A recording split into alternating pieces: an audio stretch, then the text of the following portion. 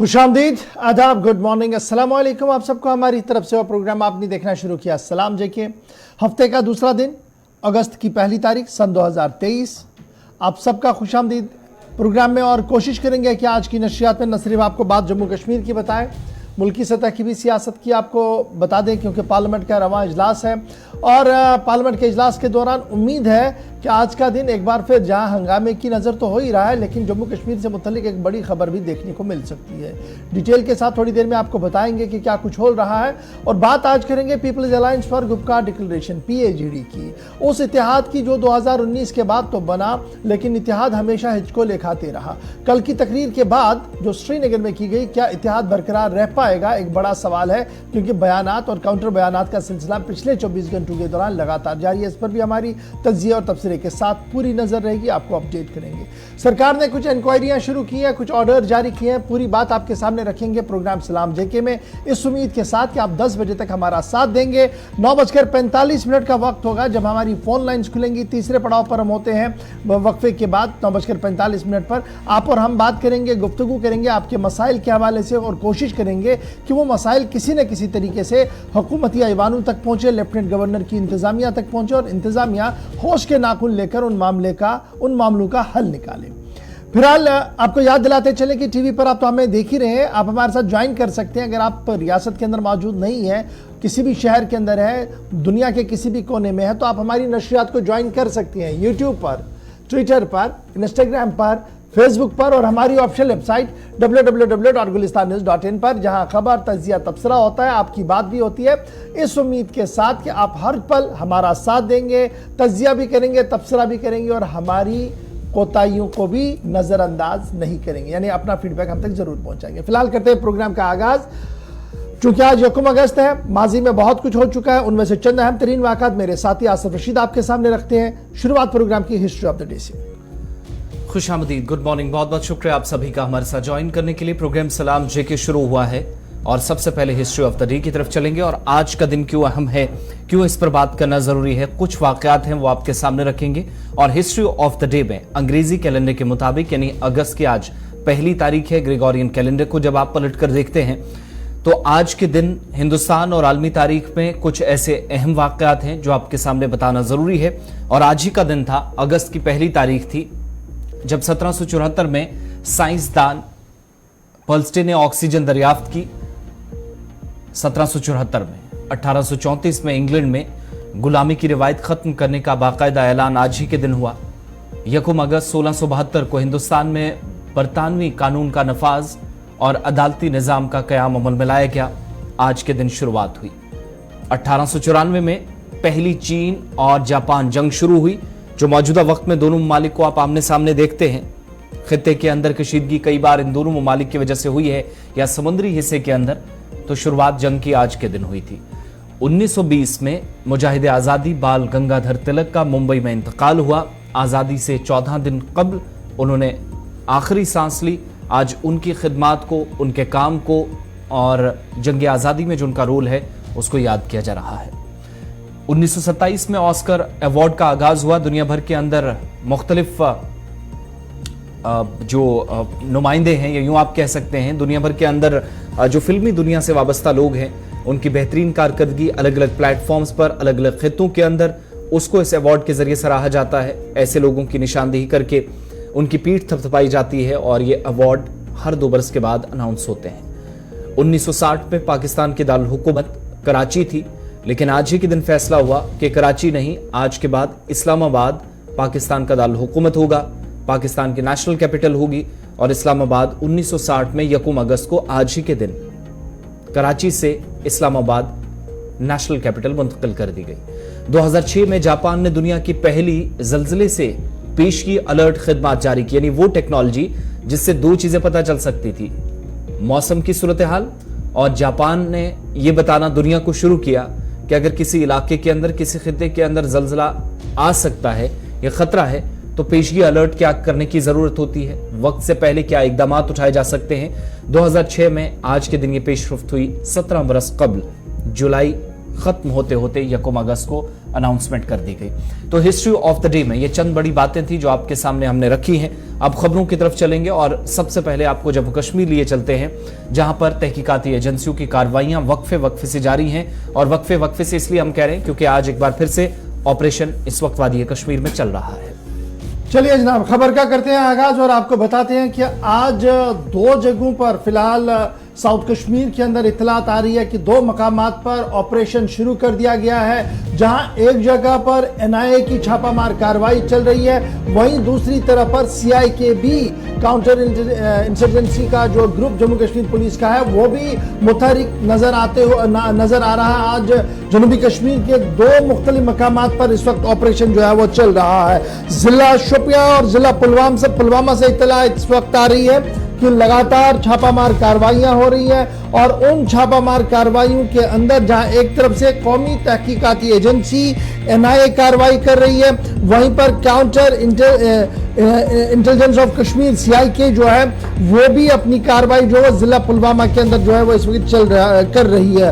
रोहमो, पुलवामा और दीगर 2 मकामात पर मजीद कार्रवाई चल रही है। इसी तरीके से शुपियां के भी बाज़ इलाकों से इस वक्त की इत्तला आ रही है कि कौमी तहकीकाती एजेंसी जो है वो वहां पर कार्रवाई करती हुई नजर आ रही है। तो इस तरीके से मिलिटेंसी मुखालिफ ऑपरेशन जहां एक तरफ से एनकाउंटर्स के अंदर हम देख रहे हैं, वहीं दूसरी तरफ से बैकडोर पर यानी किसी न किसी तरीके से जो ओजीडब्ल्यूज और दीगर लोग हैं उनके खिलाफ ऑपरेशन बड़े पैमाने पर शुरू किया गया है और ये ऑपरेशन लगातार जारी है। आपको याद होगा कि एनआईए मुख्तलिफ टेरर फंडिंग मामलात के तहत जो एफआईआर है उनकी तहकीकात कर रही है, वहीं पर सीआईके जमात इस्लामी और दीगर मामलात को लेकर भी अपनी तफ्तीश को जारी रखे हुए हैं। और यहाँ एक तरफ से एसआईए, वहीं दूसरी तरफ से एनआईए और तीसरी तरफ से सीआईके मैदान में है ताकि किसी न किसी तरीके से इंतहा पसंदी और दहशतगर्दाना कार्रवाइयों में मुलविस लोगों के खिलाफ कार्रवाई की जाए। उस सिलसिले में अब ज्वाइंट ऑपरेशंस भी चलाए जाए। तो इस वक्त जनूबी कश्मीर के 2 डिस्ट्रिक्ट्स के अंदर कार्रवाई की इत्तला आ रही है। जिला पुलवामा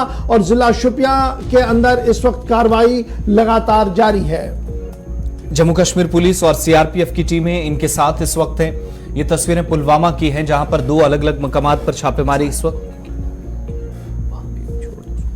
वहां पर भी इस वक्त कार्रवाई हो रही है। जबकि साउथ कश्मीर के अंदर जो एंटी टेरर स्क्वाड्स बनाए गए हैं या तहकीकाती एजेंसियां, एक जो एनआईए की तर्ज पर एसआईए काम करती है, दूसरा सीआईके, इस वक्त जो कश्मीर के मुख्तलिफ इलाकों के अंदर और वस्ती कश्मीर के बडगाम से भी कुछ इलाकों में जहां सुबह सुबह टीमें पहुंची है, छापेमारी आखिरी इतलात मिलने तक चल रही है। दच्चीपुरा और रहमो 2 इलाके हैं साउथ कश्मीर के अंदर। इतलात के मुताबिक यहां जम्मू कश्मीर पुलिस और सीआरपीएफ के संग टीमें सुबह सुबह पहुंची। पहले पुलवामा चलेंगे और उसके बाद शोपियां का भी रुख करेंगे। इरशाद और शाहनवाज दोनों हमारे साथ इस वक्त ज्वाइन कर चुके हैं। आदिल, पहले जरा आपके पास आते हैं, क्या इस वक्त आपके पास मजीद तफसीलात हैं इस कार्रवाई के हवाले से? मैं आपको बताऊं कि जो सीआईके है और जो नेशनल इन्वेस्टिगेशन एजेंसी है उन्होंने आज पुलवामा के मुतैद इलाकों में अपनी छापामार कार्रवाई अंजाम दी है। जबकि जो एनआईए है उन्होंने रोहमू पुलवामा के अंदर अपनी कार्रवाई अंजाम दी है। वही जो सीआईके है उन्होंने अपनी कार्रवाई पुलवामा के करीमाबाद, द्रुबगाम और आयनगढ़ इलाके में अंजाम दी है। और यही सामने आ रहा है कि ये दोनों जो एजेंसीज थे इनकी जो रेट है वो टेरर फंडिंग के हवाले से थी और जो कुछ पुराने केसेस के तहकीकात के सिलसिले में ये रेड डाली गई है। हम आपको ये भी बताया कि जो रोहमू पुलवामा में है जो फिलहाल एनआईए की जो छापामार कार्रवाई है वो इख्तिताम पजीर हुई है। फिलहाल किसी की गिरफ्तारी या किसी के साथ पूछताछ के साथ अपने साथ नहीं लिया है, लेकिन जो सीआईके है जो आयनगढ़ और द्रुबगाम के अंदर जो सीआईके है उनकी अभी भी जो है कार्रवाई वो अभी भी इलाके में चल रही है। अच्छा आदिल, ये बताइएगा सीआईके की कार्रवाई जो है ये माजी में भी कार्रवाइयां करती रही हैं, क्या ये किसी नए केस को लेकर तहकीकात है या किसी पुराने मामले को लेकर? और ये जो छापामार कार्रवाइयां आज हुई हैं क्या ये साबिका मिलिटेंटों के घरों पर हुई है या कुछ और भी मामला सामने आए हैं?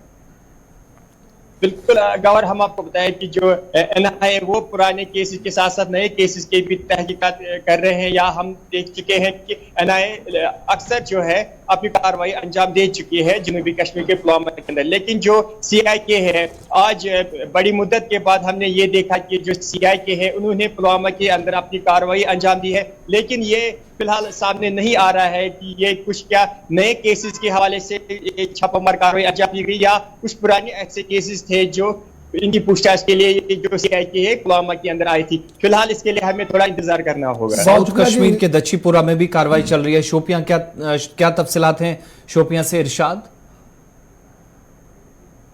देखिए, अगर हम बात करें दशीपोरा एरिया जो कि शोपियान हेडक्वार्टर से तकरीबन जो है 8 किलोमीटर दूर, वहां पे आज सुबह जो है 6 बजे के आसपास जो है नाइक की टीम पहुंची और वहां पे जो है किसी जो है घर के अंदर गए और वहां पे पूछताछ की। उसके बाद ही जो है ये जो है एकदम पजीर हुआ। मैं आपको बता दूं, कहीं ना कहीं अगर देखा जाए, जो आपने अभी बात छेड़ी कि टेरर फंडिंग के मामले में जो एनआईए की रेड पर बिल्कुल देखा जाए, जो टेरर फंडिंग का मामला है उसमें जो है बिल्कुल सामने, मगर जो मकान मालिक है उसको फिलहाल जो है एनआईए की जानिब से उसको जो है फिलहाल अपने साथ लिया है। उसकी जो है पूछताछ बिल्कुल उसको पुलिस शोपियान में रखा गया है पूछताछ के लिए। आपको बता दो, अगर बात करें जो एरिया है, ये एरिया बिल्कुल शोपियान हेडक्वार्टर से महज जो है 8 किलोमीटर दूरी पे है और उसी के गांव में जो यहाँ छापामार कार्रवाई शुरू हो गई। 8 दिन पहले जो कार्रवाई हुई थी उसी केस के सिलसिले में या कोई दूसरा केस है? देखिए, अगर हम बात जो मैंने पहले ही बता दिया कि कहीं ना कहीं जो टेरर फंडिंग का मसला है वो सामने आता है। मैं आपको बता दूं, हालांकि अगर बात करें जो शोपियान डिस्ट्रिक्ट है तो वहां पे कुछ केसेस ऐसे भी है जो मिसिंग केसेस है, जिसमें ये बताया गया था कुछ जो है नौजवान जो है मिलिटेंसी ज्वाइन कर रहे हैं। मैं को बता दूं कि वो जो डब्ल्यू का भी मसला था, मगर अगर जिस हिसाब से हम देखेंगे, मतलब जिस हिसाब से सोर्सेस बता रहे हैं कि उस हिसाब से लगता है कि जो टेरर फंडिंग का मसला है वो कहीं ना कहीं अभी ऑपरेशन जारी है। लेकिन साउथ के बाद नॉर्थ कश्मीर से भी खबर है कि वहां पर भी सीआईके का ऑपरेशन जारी है और नॉर्थ कश्मीर के बांडीपोरा इलाके से इस वक्त इत्तला आ रही है कि बांडीपोरा इलाके में भी कई मकामात पर सीआईके का ऑपरेशन जो है वो जारी है। और सीआईके ने इस वक्त जोनीपोरा, गांव सोनावारी, बांडीपोरा के आसपास के इलाकों के अंदर भी छापामार कार्रवाइयां की है जो फिल वक्त भी जारी है। जहूर के पास सीधे बांडीपोरा चलने की कोशिश करेंगे। जहूर, अपडेट करें। साउथ कश्मीर में हम देख रहे हैं कि पुलवामा में भी सीआईके का ऑपरेशन चल रहा है, शोपियां में एनआईए का ऑपरेशन चल रहा है और अब खबर यह आ रही है कि जो बांडीपोरा इलाका है, बांडीपोरा में भी इस तरीके का ऑपरेशन है और यह ऑपरेशन सीआईके की तरफ से किया जा रहा है।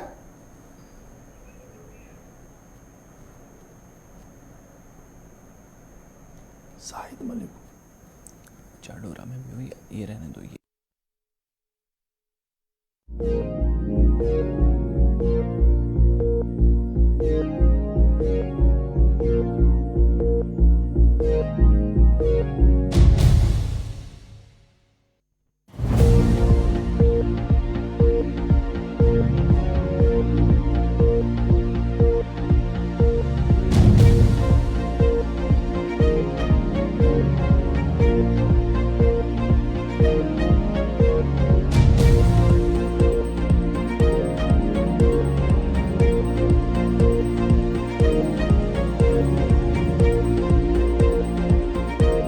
एनआईए की कार्रवाइयां चल रही हैं मोचवा श्रीनगर के अंदर, जहां पुलिस पार्टी एनआईए की टीम के साथ पहुंची है, इस तरह की इतलात हैं। इसके अलावा करालपुरा, कांटाबाग के इलाकों में सुबह सुबह इतलात हैं कि कार्रवाई इस वक्त चल रही है।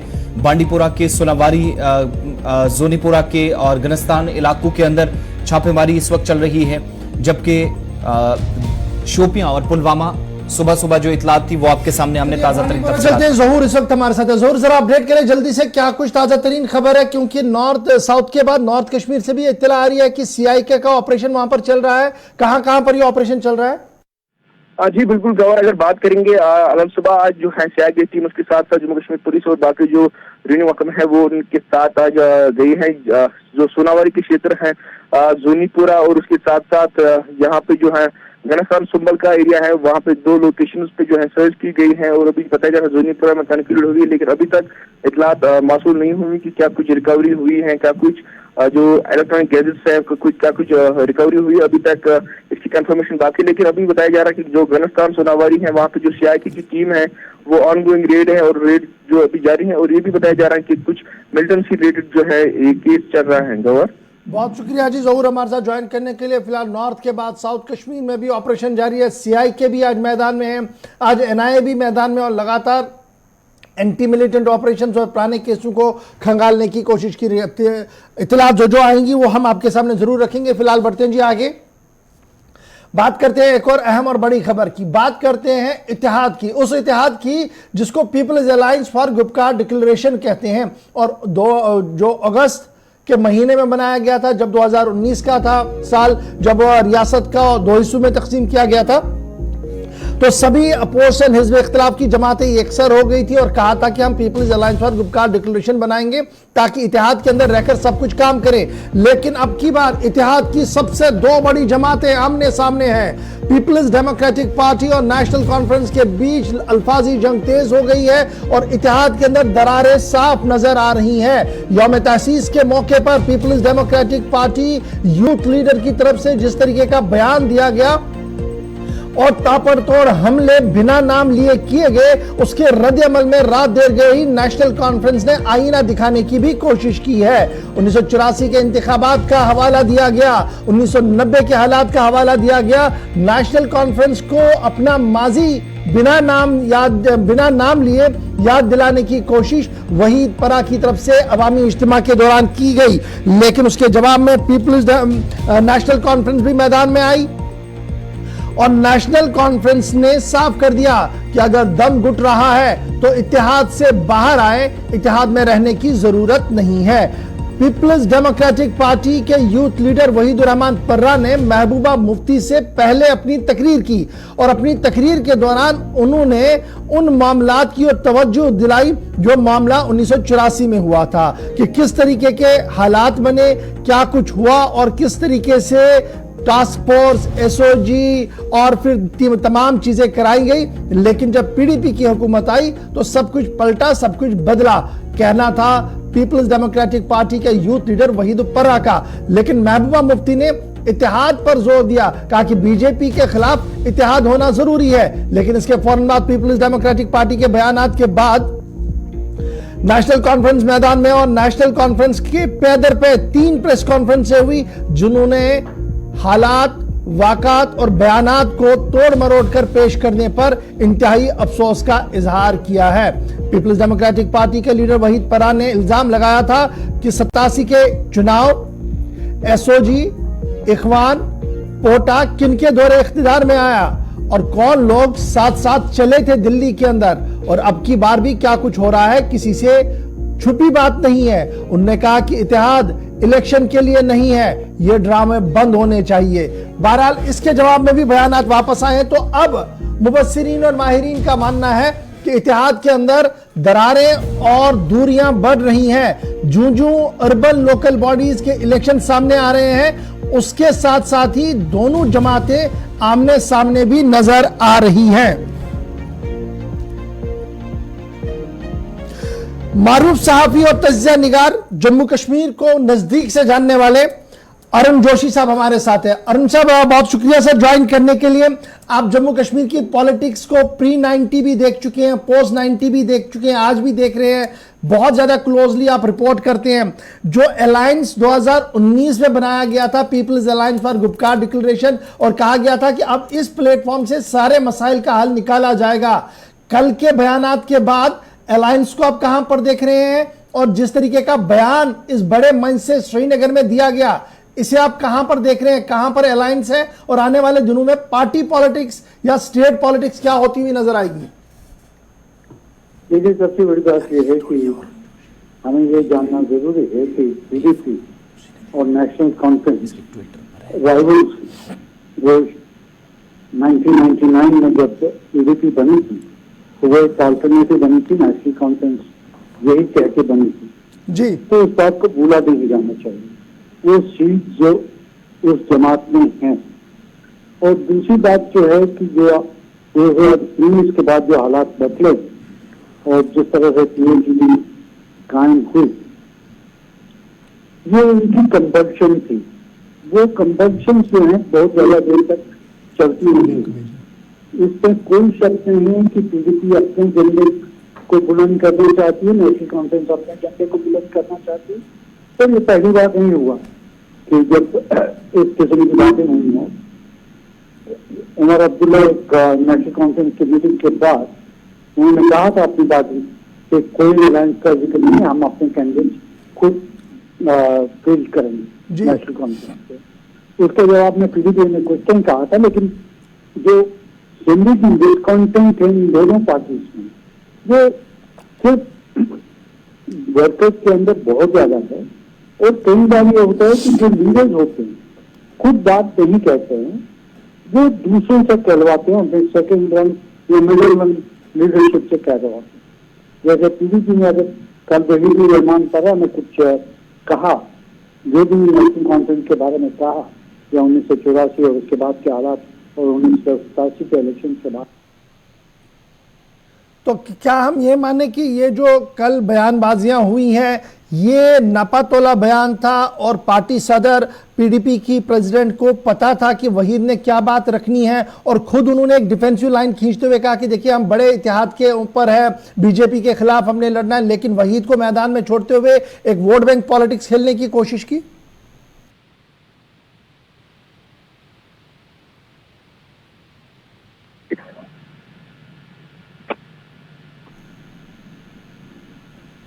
जोशी जी, क्या आप हमें सुन पा रहे हैं? दोबारा से जरा कोशिश करें जी, अरुण जोशी से। जी हाँ, अस्सलाम वालेकुम गवर्नर साहब।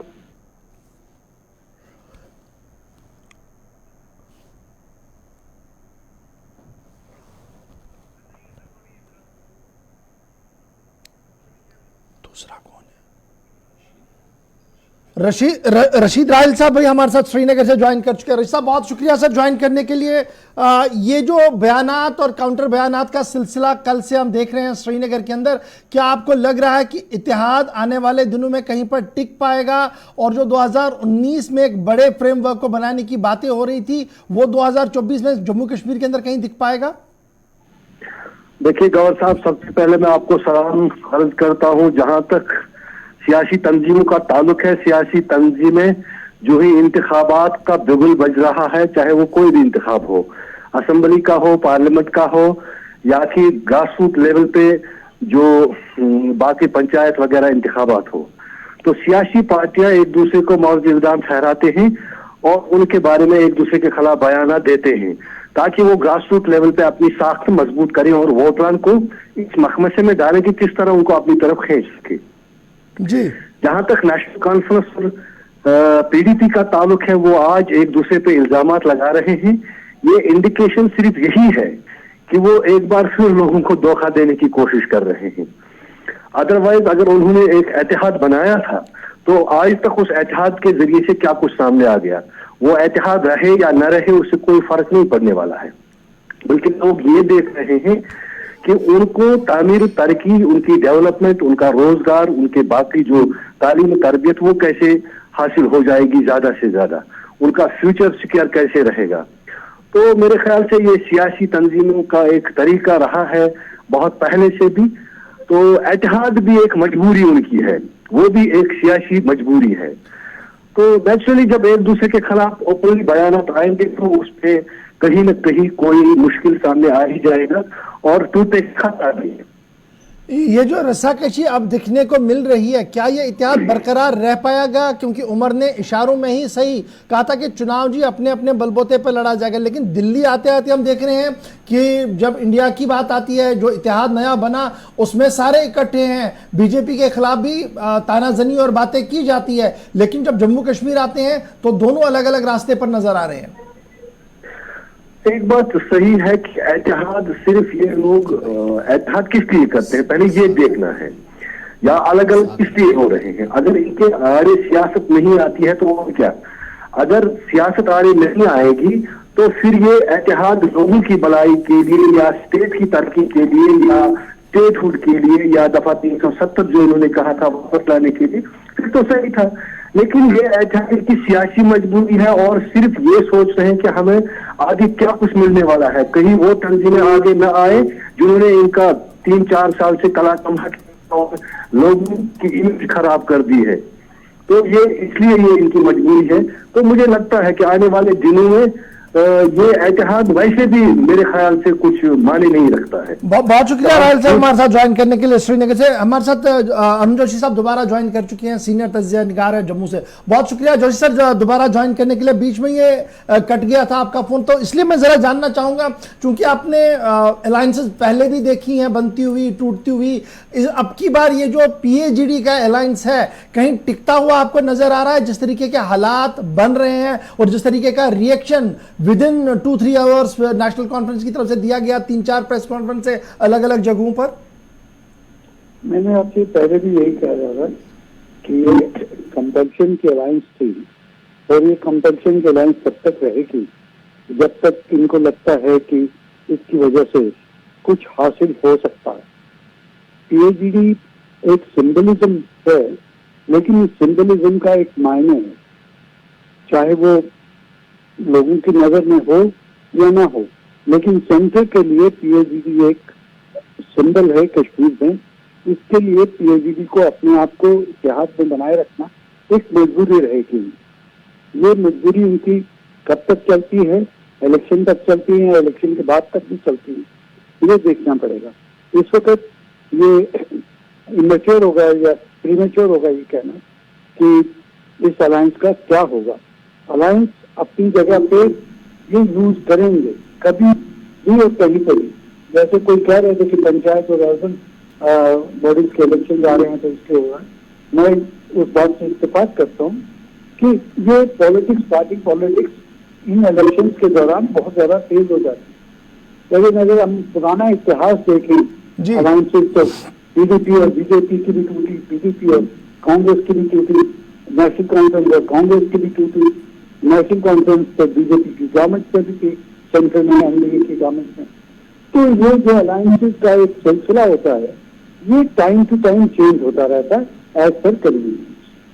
बहुत बहुत शुक्रिया अनुज साहब हमारे साथ ज्वाइन करने के लिए। ये टाइम टू टाइम चेंज होते रहते हैं, हालात बदलते रहते हैं और इसलिए अलायंसें और इत्तेहादें भी चेंज होती रहती है। यही वजह है कि कल से लगातार ये बातें सामने आ रही हैं कि all is not well in people's the alliance for Gupkar declaration. अगरचे बड़े लीडर्स ने इस पर कोई टिप्पणी नहीं की अभी तक, लेकिन जरूर जो तकरीर के बाद रिएक्शन नेशनल कॉन्फ्रेंस की तरफ से दिया गया, कहा कि अगर आप सफोकेटेड लग रहे हैं तो बाहर जाइए जनाब इत्तेहाद से, तो ये कहीं ना कहीं एक बहुत बड़ा जवाब आया है नेशनल कॉन्फ्रेंस। देखना होगा कि आज पूरे दिन इस पर किस तरीके से इत्तेहाद के अंदर और बाहर बात चलती रहेगी। छोटा सा ब्रेक होगा जी, यहां पर ब्रेक के आगे बढ़ेंगे, जरा आपको इस खबर पे भी रखेंगे और कुछ मजीद बातें भी बताएंगे, क्योंकि रियासत की सियासत किसी और डगर पर चल रही है। आज दिल्ली के अंदर भी एक हंगामा खेज दिन हो सकता है। क्या कुछ होगा छोटे से ब्रेक के बाद।